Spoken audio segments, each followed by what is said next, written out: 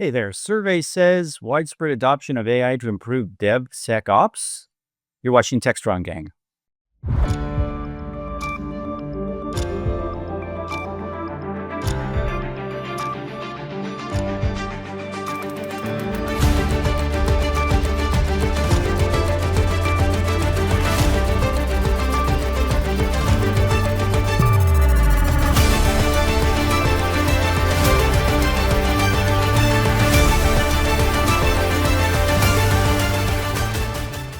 Welcome to Techstrong Gang. It's Friday. The week is finally over. I'm John Swartz. I just got back from Las Vegas at Oracle AI World, and I'm spending the day at Dreamforce. I had to spend most of the day there. So it's been a long week, and with us, we have two great guests. We usually have on Thursdays. We have Ira Winkler, the czar of cybersecurity, and Fred Wilmon, who is our DevSecOps expert. Mike Vizard is still in Europe, as far as I know, and Alan is somewhere in Texas. I think he's driving north. That's the latest I've heard. In any event, I'm back in Silicon Valley, and we're going to start off with the survey that Mike Vizard wrote about in DevOps on our website. He looked at a global survey of about 1,000 IT professionals who are responsible for application security, and it found that 3/4 are using AI, with another 13% considering adoption. This is like a very interesting turn of events, and it's something that Fred knows a lot about. And I'm going to turn it over to Fred, and maybe we can riff, especially between Fred and Ira, about this topic. Fred, what did you make of it? Well, I think first thing is, 1,000 folks probably not statistically significant in the DevSecOps universe. But what I would say is this illustrates a point we think we already know we've been talking about a lot. 50% of the universe has adopted AI in some capacity. 50% of those folks are using it effectively. In this case, what we're talking about is how do we rely on a software development lifecycle to get to a place where we're managing vulnerabilities in the software development lifecycle, not the deployment lifecycle. So when we think about the statistics of what happens and the notion of what is the faith in AI versus regular engineering developers, right? Some of the metrics we use to gauge engineering quality, right, is the number of vulnerabilities that our code ships with, the rate of fixing our vulnerabilities in code we've deployed. And, here what we're doing is we're talking about sort of enacting another set of development requirements that may or may not think about the code practices of whatever organization they happen to be at. So what's interesting about it is that the theory that AI produces more vulnerabilities is a good one. But the important part of that is that the rate of change with the current construct is people are adopting it anyway because the requirements are such. So they may not trust it, but they might implement it in this particular case. And so what they're doing is they're also starting to orchestrate other ways to use AI to automate the process flow of determining what they need to remediate. So let's imagine today, and Ira and I will talk about this, right? Let's imagine today that most companies have, 10,000 vulnerabilities, right? Broadly distributed. Of that, there's a small percentage of really critical ones. Of that, there's a larger percentage of ones that might be high from a criticality perspective. A lot of those don't get patched for any number of reasons, but the critical moments of those are, what if those could be patched before they became what they are? And do we need to have the persistence of those types of exploitable vulnerabilities become part of our operational security problems? So my advocacy here will be this, right? We have tracked over the last 2 weeks, 10 different ODA exploits dropped in 5 or 6 different products. That's almost one every other day. And more than half of those are RCEs. So keeping pace with what the rest of the universe is doing from an adversary perspective, it almost doesn't matter whether or not you trust AI. The simple scalable problem of not being able to patch as much in production as you really like to. We don't do a great job at hygiene. Why not is really the question. Yeah, because I would actually have to add to that, because usually I'm critical of people using the term AI, say they're using AI, because it says like 77% of people use AI as developers. I mean, frankly, it's 100% at this Right, point, and they don't realize it. exactly. Yeah. I mean, I set my alarm with AI by saying, Siri, set my wake up alarm for 8 a.m. And people are not understanding how it's embedded in what they're doing. But in this case, what I'm looking at and reading, assuming it's correct, is that they're actually using tools which are automating the patching of software, reducing the likelihood of vulnerabilities and so on. Because a lot of vulnerabilities, again, a little tweak here and there, you know, makes a big difference between a major crash and like a perfect program. And so in this case, what they're doing is assuming the tools actually work, we are really going ahead and using AI, and I hate, again, AI, use Dr. Evil quotes, I in know. ways it's supposed to be used. And that's the most critical factor that we need to understand. We're using it in ways that, again, it's a mathematical algorithm to fix the software, and people are using it to speed up fixing of software. You know, should I draw any conclusions? There's this one statistic that kind of jumps out at me. It was that a third of these people who were polled said that more than half of their application security issues identified by AI tooling are now acted upon without human review. Is that fairly significant, or does that surprise you at all?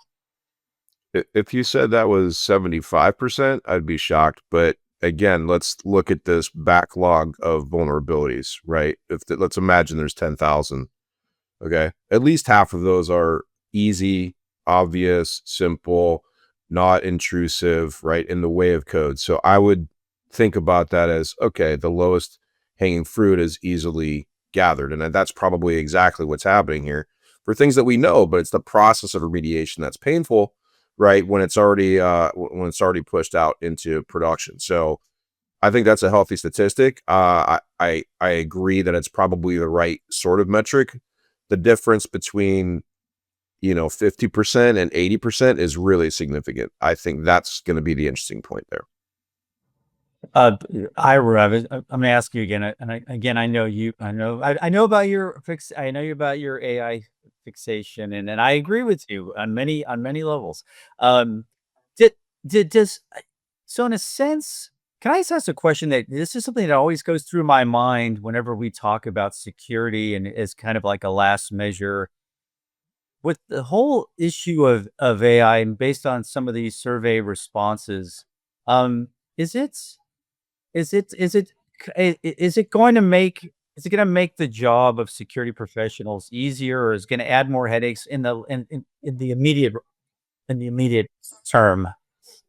So in the first place, I hate surveys because a lot of surveys are done for marketing Yeah, this purposes. was, I And mean, they I'm not going to say that about this survey, but they're always self-serving, and they're almost always self-serving, and they're provided by a company that's selling something to solve the problem that they bring up. You're right. Well, well, I don't necessarily disagree with that, but so most surveys, they ask people questions that are poorly defined. Like again, saying, do you use AI in software security or to do whatever? The answer is yes, no matter what. The answer should be 100% given how AI is embedded in just about everything we're doing, because AI is really parts of many infrastructures to begin with. But they need to better define what they mean by AI. They need to better define what type of AI. In this case, when I read the report, I was like, okay, they're actually using AI in the right ways when they're talking about, okay, automated patching of software. That is not something that is a nebulous function of AI. And again, I do think a lot of surveys are causing problems, and everybody's all of a sudden saying, wow, everybody's using AI, I should be using it too, or nobody's using AI, I shouldn't be using it. Again, the fundamental question I keep coming back to is, what are they describing regarding AI in the case? And I care more about a function than I care about the word AI. If they're talking about automated patching, by definition, that's going to be some form of AI algorithm embedded within a software tool that they're using. And so I wish they would say, are you using automated patching as opposed to using AI? because AI right now is just a buzzword that's poorly applied and interpreted by people who have no idea what AI means. Right. All right. That seems to be applying to a lot of the companies that are doing some of these conferences. I'm not going to specifically finger Oracle or Salesforce, but I mean it's just you know what I mean. It's just like it. These used to be called Oracle Cloud World. Now it's Oracle AI World. I mean, I my eyes glaze at these things. Hey, Fred, do you have any final thoughts on this? We're going to move on to the next topic, but I want to let you get the final word in. Yeah, just real quick. I think the way that we talk about this is also the way that we talk about our concerns about AI, right? And I'll use Ira's AI quotes in here. It's the same way we talk about some of the things that are if we were a VP of engineering at any company, right? If we're saying that some of the concerns we have about AI is integration complexity, okay, that's every tool on the planet. 46%. Lack of trust in the results, 36%. Okay. As a architect, I might find that to be also concerning about my junior devs. Poor explanation of security findings. That's every product in the market. Skills gaps, right? Again, junior developers and regulatory or compliance concerns accounts for 33%. So that sounds like a very normal distribution to me of the same sort of shenanigans that I would have, right, as a CISO at, said company with a VP of Eng that would have the dialogue about where's making the fix. And here's the critical part. Security folks aren't fixing these vulnerabilities, right? That's never really the way that it works. Always engineers. And so when we think about that, that's important to understand that we're also crossing over some of the capability places that normally we would have infighting about. So I think if we have normal statistics and we have this conversion that's happening here, I think it's terrific.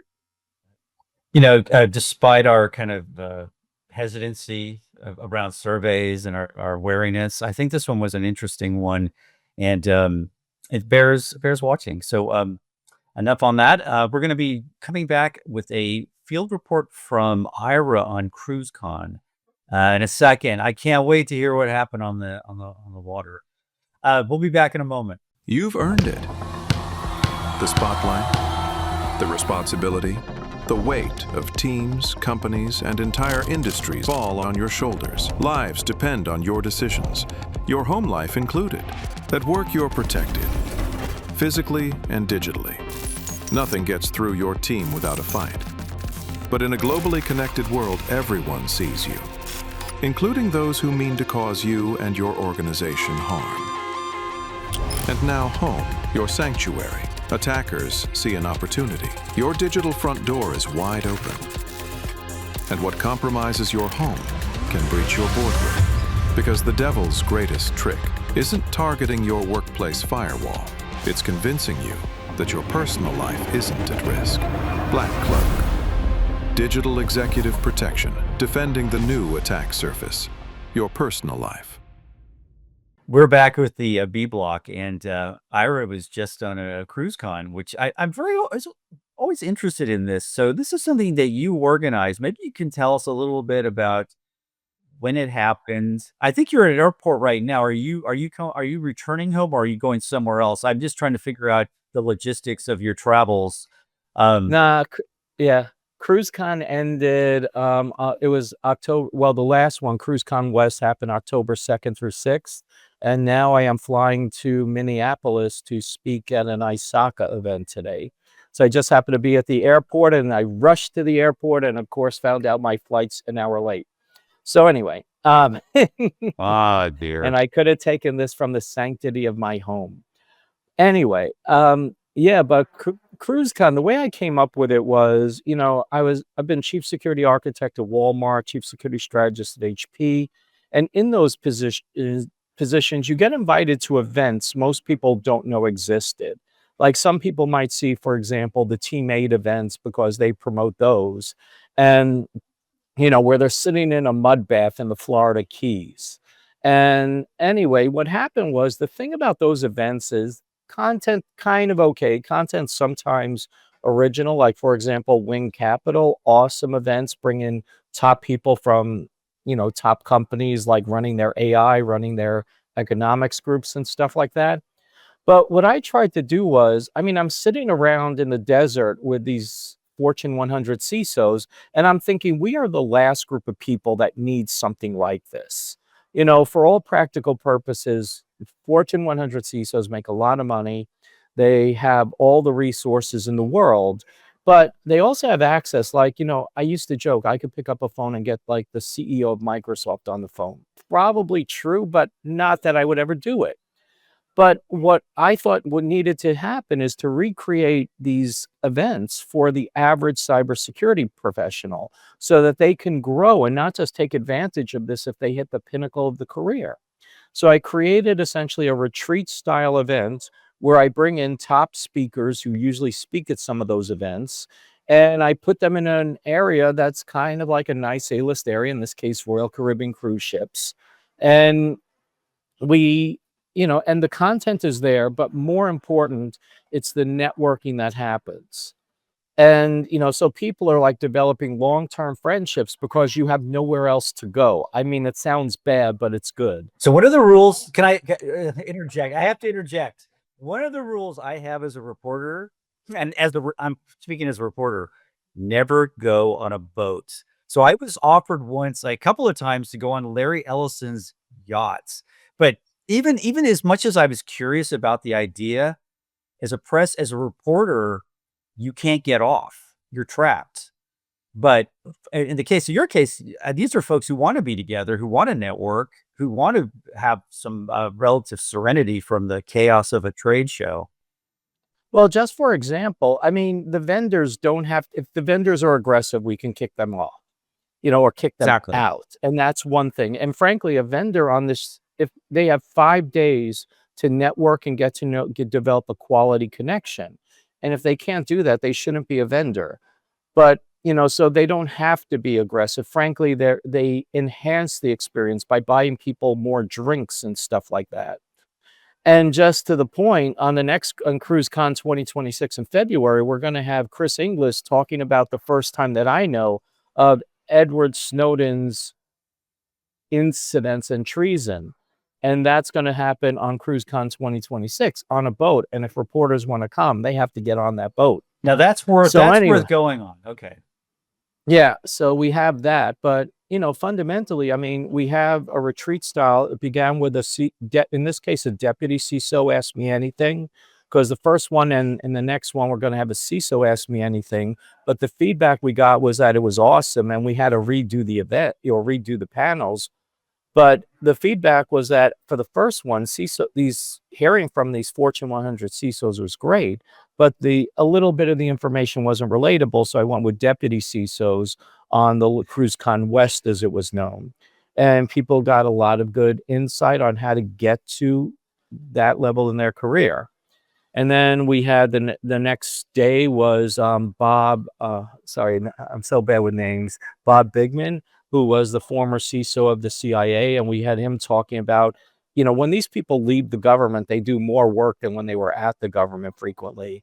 And he was talking about, from doing assessments and stopping nation state attacks, what works and what doesn't. And frankly, a lot of the things we think work don't. And a lot of the things we think are wastes of time are the most valuable things. And that's what Bob highlighted. Then we went on and we had people, for example, like Tim Youngblood, talk about agentic AI. We had what did he John think? Yo. What did he think of agentic AI? Because I'm starting to get so many different opinions about it, good and bad. Well, agentic AI is the way things are going to go, whether you like it or not. Like we spoke about in the last block, everybody's using things, but even what was happening with automated patching of code is essentially agentic AI, where an AI does a function without, per se, too much human intervention. And these things are going to happen. They happen all the time. A self-driving vehicle is essentially just one massive agentic AI, and a lot of other things like, essentially it's an AI doing calculations and making decisions. I'm oversimplifying it, but also being able to act on the decisions without a manual intervention. And these things are happening, and they're going to continue to happen. So that's one thing. And then we went on, we had, ironically, and we'll talk about a little bit in the next session with like Will I Am, but we had Dan Meacham, who's the CISO of Legendary Entertainment. And, in other words, he's actually the CSO, so he does the red carpet security along with all like the transmission back of like, dailies and stuff like that to the studios and editing pods and things. And, he was telling us a little bit about hanging out with Tom Cruise and stuff like that, who he says is an awesome person. But he was talking primarily about how he made his cybersecurity program a profit center, because during the pandemic, when they didn't have movies to secure, he ended up taking his team and using AI, Dr. Evil quotes, to start to see where pirated merchandise is being sold. And then he had his team start tracking down the pirated merchandise. And then they legally went after the people. And they are making millions of dollars for Legendary Entertainment, taking it down merchandising pirating for both their studio and ironically others. So, he spoke about that. We had the most engaged session, ironically, because at my time at Walmart, I always thought what made Walmart's program exceptional was project management and how everything was controlled, monitored, and stuff like that. So I had my co-author on my book, You Can't Stop Stupid, Tracy, who's like a guru with project management, give it. And she's like, I hate you because it's the most boring subject ever. But she had more questions than Dan Meacham had about making movies.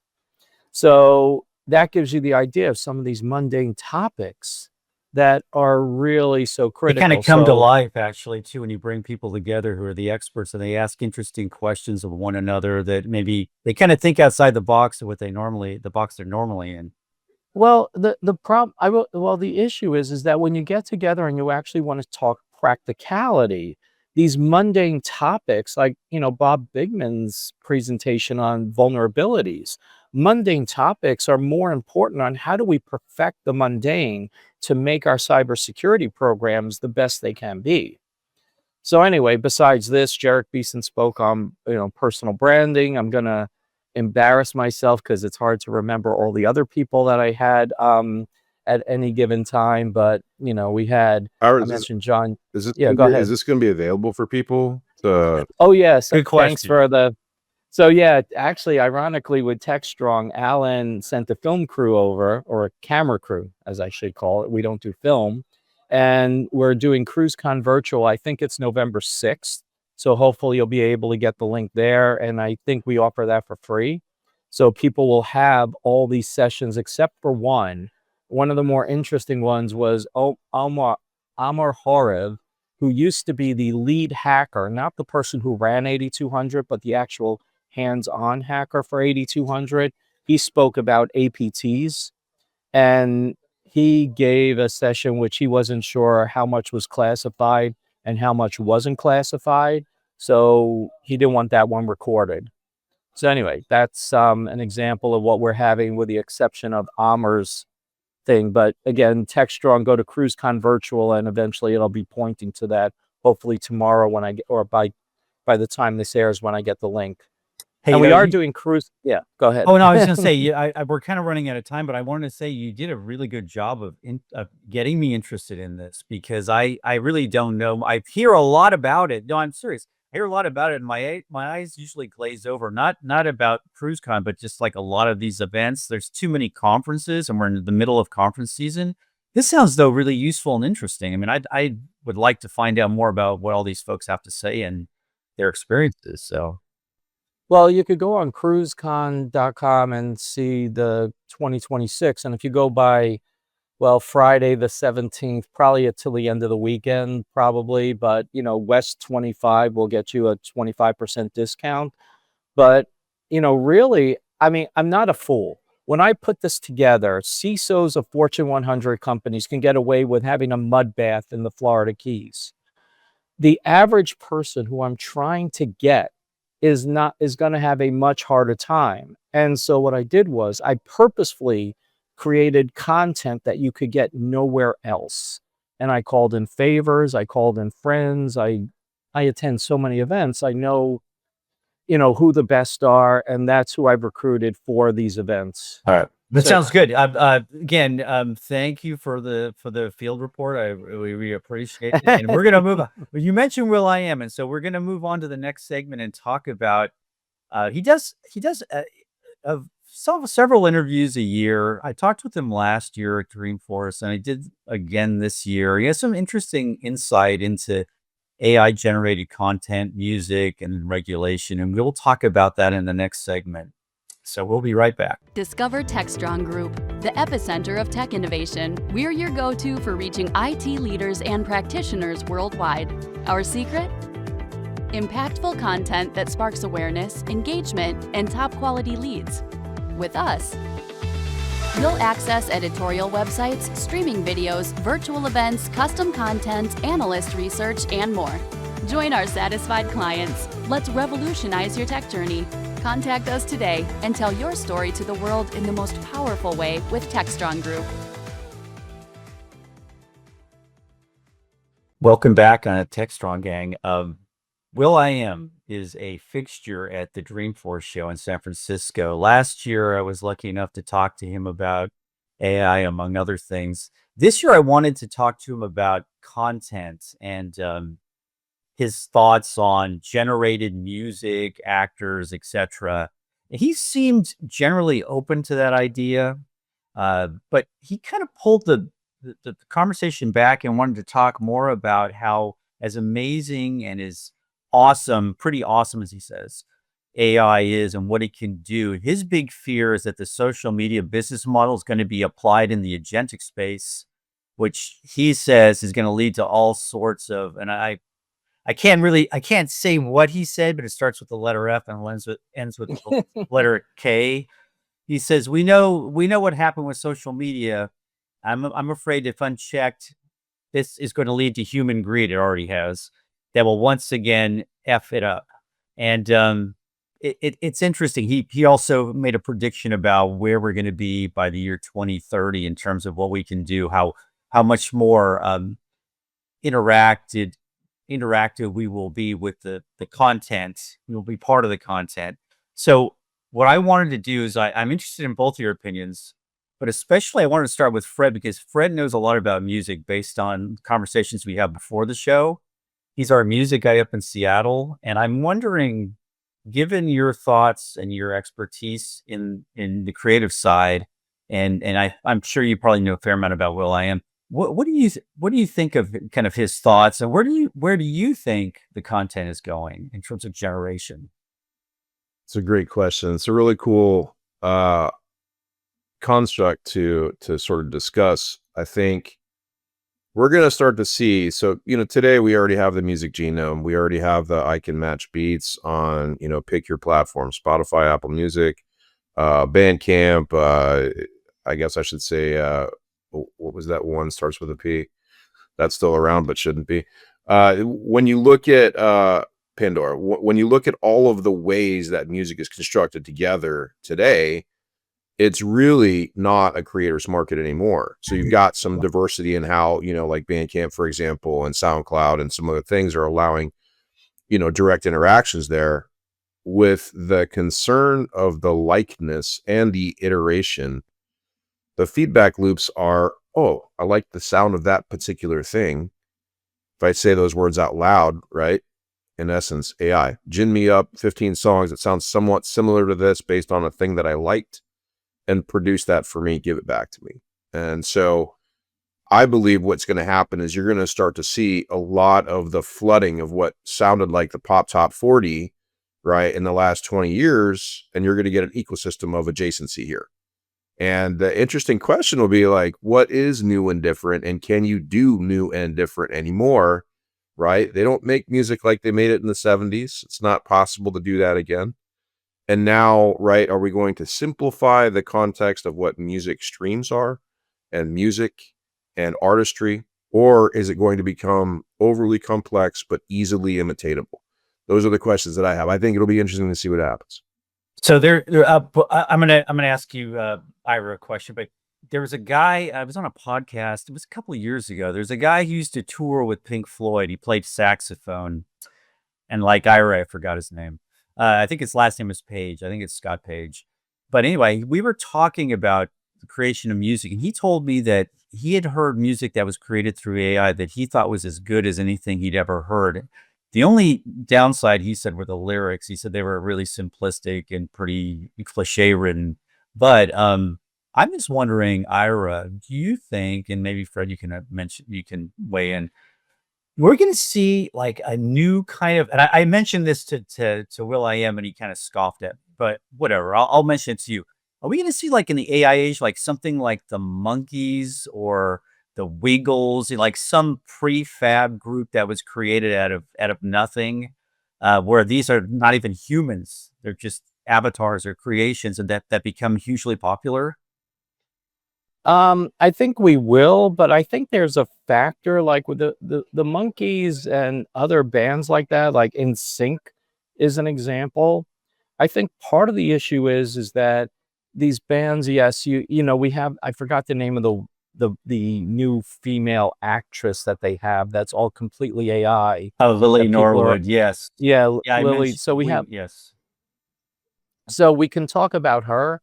The reality though is, and I was joking because I give these presentations making fun of AI, and some of the headlines I pull up, like I now have an AI boyfriend. The reason that's critical is that with these AIs, people or teenage girls don't have the impression they could ever meet these people in real life. And there is something about going to see them in person. There is something about it that's gonna be missed. You look at a lot of these people and, some of them kinda mediocre. I recently my wife took me to a Billy Idol concert, and frankly, getting an appreciation for that, there's nothing like a live show, a great deal of money, millions of potentially with Taylor Swift, billions of dollars is generated because of in-person shows that you're not going to have until at some point they create robots or something. There's an Remember they did that experience. one era, like Fred, right? With that the holograms, like the Yeah, Yeah. projected images on stage. I mean, I'm not sure how successful that was or is. we see Well, it they are. that in homage bands as well, right? Like Freddie Mercury on stage, and Yeah, this I was thinking of Freddie Mercury exactly. right, Michael Jackson, so on and so forth. But it's you're missing a certain aspect of the business of this. You're not gonna have these artists going out and, well, I guess maybe you will have these fake interviews because I see them interviewing that stupid robot that they were having a while ago. I can't remember it, like from Ex Machina, the same face type of thing. But you there's a certain element that's gonna be missing. Yes, you can create music, but it's still a business. And until they cut segments of the business out, they're still going to prefer live people, in my opinion. So let me counter that. All right, I agree with you, but the notion of what live people is can be different, right? So, if you're a Daft Punk fan, okay, there's a movie that Daft Punk did that was about a producer, okay, that went to some place out in the universe and captured this amazing talent, right, and brought it back to planet Earth, and fully put these folks in chains, metaphorically, and made them do the thing, right? The viability of producers creating produced music that have the same capabilities of, like 98 Degrees and Backstreet Boys and the K-pop bands that are out today, I believe that's 100% viable. All they've got to do is go get Milli Vanilli or go get, someone, and have them play the role in whatever concert, in whatever capacity, and that's it, right? The money is in the shows now because the money isn't in the music, and all you've got to do is get enough music attachability in order to have the show to generate that revenue. And you might not even need artists to do that anymore. That's my worry. Well, I in some cases I agree. I still don't know what was wrong with Milli Vanilli. I mean, I know that's going to be like a wrong, Blame it on the rain. but I mean, the fact is, you got people who got up, gave people an experience. The music was real. Maybe those people on stage were lip syncing, but people paid for you go there to pay for an experience. It's like, oh, gee, I was fooled. Like, get a life. You felt good at You some know, point. it's sometimes I also think, I mean, the sphere maybe is part of this. Maybe I'm wrong, but this idea that you perform, and people I know who have seen U2 or the Eagles at the sphere tell me that the experience, the music is fine, it's good, They love the Uh-huh. bands, obviously, but they are like little props on a stage of a much larger entertainment. And I wonder if that is somewhat of the appeal why I mean, the Eagles are still playing. I was just in Las Vegas. They're playing through the end of January. Um, and I know they have a huge fan base, but I also wonder if that also brings in this new generation of fans, folks who may not normally know anything about the bands. Well, I think you're gonna I mean, so here's the issue. What is this entertainment for? And part of it is the Sphere could have done this without the Eagles themselves, just using your example. Yeah. But the reality was people want to go to see them. I mean, I was in Las Vegas. This is gonna. Okay, so I was in Las Vegas to see, and it just happened. I was walking by the Park MGM where they have the arena, and I see all these like 40-ish, all these women like lined up. And I'm like, what are you lined up for? And then they go the Jonas Brothers. And I'm like sitting there thinking, oh my God, this is pathetic. But, then I end up going to Billy Idol with my wife. I don't know which is more pathetic. But the reality was that people wanted the experience of seeing these people live. And we need to accept that there is some element of people wanting a connection, people Yes. wanting their fantasy. And if it's not real, you're not going to have, sorry, I'm stereotyping, but it's true. You're not going to have these teenage girls and women fantasizing over an AI the same way they are about getting the Beatles and passing out when they hear them sing or see them in person or whatever, even though I think that was fake. But we need these experiences. People want to have this connection that I don't think is going to go away anytime soon. Yeah, actually, I'll give you a little prop. So I saw Billy Idol twice, and I believe his song "Eyes Without a Face" was Song of the Year one year. I believe he wrote it. So I mean, he's a talented guy. But I think I think we're running out of time. God, this is weird. We started talking about DevOps and AI tools, and now we're And talking about Billy cruises. Idol. And in between, we were talking about the CIA. This was varied a conversation I think I've been a part of in this show since I've been here. So I want to thank you guys. You guys you have a wealth of knowledge, and that's what I find so interesting about you two guys. You know a lot about a lot of different things. You have very interesting, insightful opinions, and that's what makes the world go around. So thank you for your insight today. I'm John Swartz. It's been a long week, a lot of trade shows this week. We're so happy it's over, and we have a lot of programming and a lot of the content that Mike produced from Amsterdam and Barcelona, and a series of interviews is out there, as well as Alan's trip to Houston and Qualis. So stay tuned for that on Techstrong TV. For now, that's it. We're out, and have a great weekend.